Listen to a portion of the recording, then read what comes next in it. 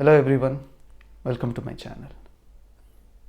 In the Dvaita forest, a man was overlooking the dead bodies of his brothers, contemplating how did they end up like this. They were just chasing a deer. He was exhausted by the thirst. He moved towards the lake to have some water so that he could start looking for the killers of his brother. As he moved towards the lake, he could see the lake's water is crystal clear, but there are no living things, except for one crane which was looking right at him. As he was about to touch the water, he heard a voice saying, "This is my property. Answer my questions, and you may drink as much as you want." He is the eldest among the brothers, but in comparison, he is the least bravest among all of them. Yet, what he possessed was a fine, sensitive, intellectual understanding of what is right and a humility which his brothers lacked. With his folded hands, he said, "Ask anything you wish. I shall answer to the best of my knowledge." Thus begins the famous question and answer between Yudhishthira and the crane, which is known as Yaksha Prasna. It has a lot of insights, which are still relevant today. I would like to, in this today's episode, I would like to go through a few of the question and answer which I find very interesting. So the crane started asking the questions. It asked, in one word, explain what is dharma, what is fame, what is heaven, and what is happiness? To which Yudhishthira responded, Daksham ekapadam dharmam, dhanam ekapadam yasham, satyam ekapadam swargam, silam ekapadam sukham. It is very difficult to get the entire conscience which was included in this reply when we kind of convert that into in English words. But I'll try. What is dharmam? Efficiency is dharmam. Daksham is a word which we could closely relate to being intelligent, having an expertise, and efficient in what you do. This also shares with the view of Krishna when he says, Yoga karmasu kaushalam. Yoga is excellence in action. What is fame? And here Yudhishthira says, Dhanam ekapadam yasham. Often we feel that the ones who take more, they are the ones who get the fame. But it's completely reverse, where he's talking about the ones who give away more. He's the one who gets more fame. If you look at our history and see who are the best two kings that we ever had, the two names that comes in the top are Sri Rama and Satya Harishchandra. Those two are famous for giving away. Third one, he says, Satyam ekapadam swargam. Truth is heaven. This kind of reminds me one of a practical observation made by Lincoln, who says, no man has a greater memory to be a successful liar. Leaving all the spiritual, emotional, and moral values associated with truth, it is simply too much of work if you continue to lie. So in that sense, truth is heaven simply because it is effortless and it's bounded. Character is happiness. This kind of reminds me of an old proverb where the softest pillow is the clear conscience. So your character is what leads you to have happiness or sukham in the world. Then crane asks, who is happy? What is surprising? What is the way? And what is the news?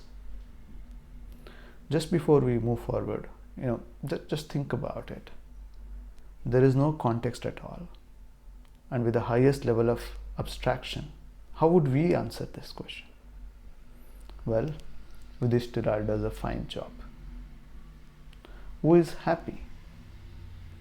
The one who can cook his food after midday, not long after midday. The one who isn't in debt. The one who is not forced to wander around is happy.